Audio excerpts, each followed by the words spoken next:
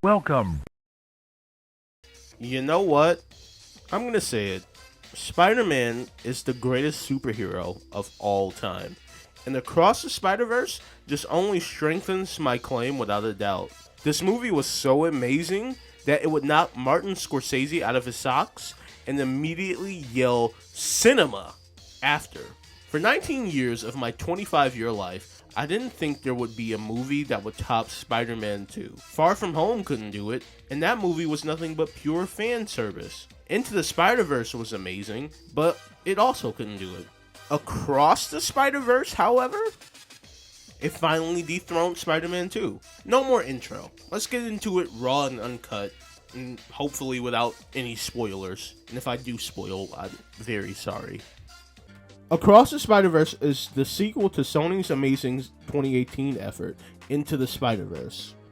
Across the Spider-Verse instantaneously catches you with the same charming animation and art style that the 2018 movie had. Everything from the opening scene to the ending scenes. My favorite sequence of animation from this movie take place during the Spider-Man India scenes. Hopefully I'm not spoiling anything major, but the introduction of Spider-Punk, the bus pull from Spidey India, and Miles stopping a canon event are all animated so well.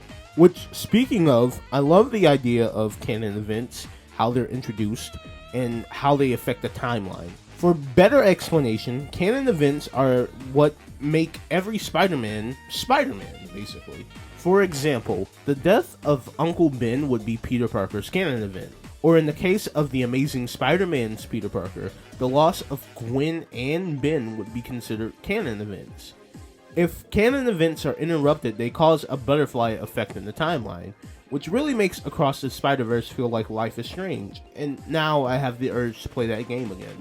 One of the biggest question marks I had in my experience of watching the movie is with the main villain Spot.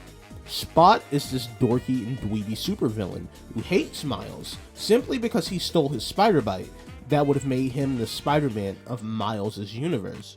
Then, to make matters worse, Miles caused him to become the spotty-looking freak, and he was bullied out of his job for it.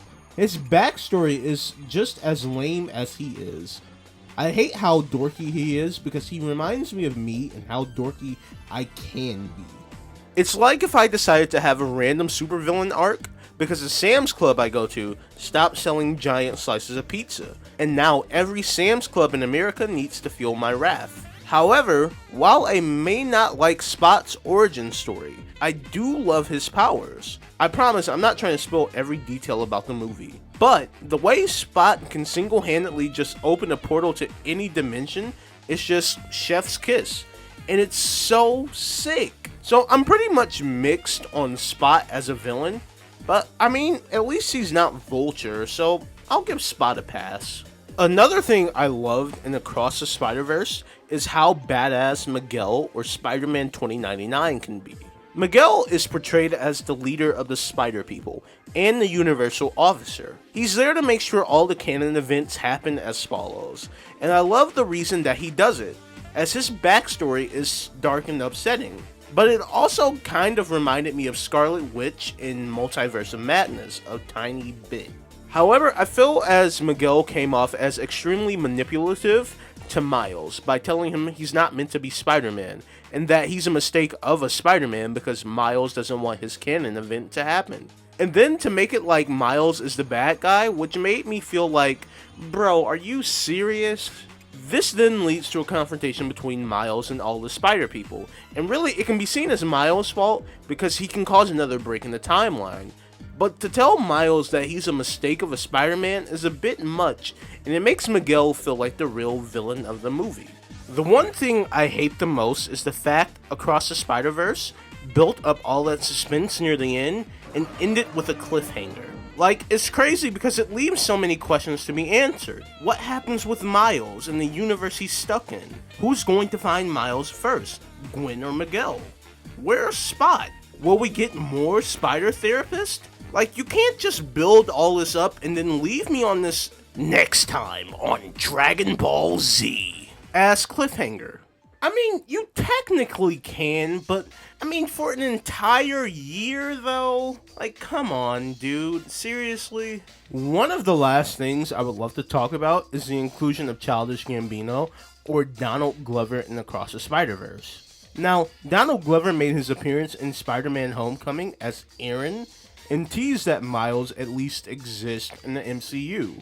However, his appearance in Across the Spider-Verse and other various rumors give us significant hope that a live-action Spidey Miles is coming soon, and I'm honestly dying for that.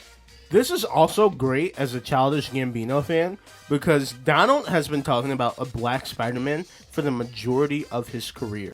And the fact that he may play in a lead role in the near future as the Prowler, or even direct the live-action Miles Morales movie, would be absolutely incredible. And I hope it'll be under the MCU banner since the story sort of already started in the MCU. Spider-Man Across the Spider-Verse takes its rightful place as the best Spider-Man movie in my opinion. Spider-Man 2 had its lengthy reign for 19 long years, but it's time for another king to sit at the top. The only thing I'd change about Across the Spider-Verse is that we need more Peter Parker and Spider-Therapist. Matter of fact, if I was in charge, I'd give them both a 6-movie spin-off series and make it a bigger movie series than the Avengers films. Personally, I think this is a top 5 Marvel movie in the last 10 years, and it truly deserves that acclaim, and I'm excited for the next adventure in the Spider-Verse.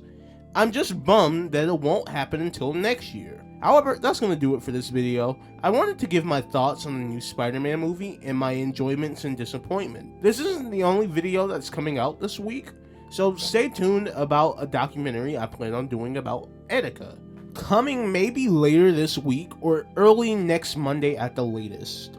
Until then though, drink water, take care of yourself, and I'll see you next time. Sayonara. Goodbye.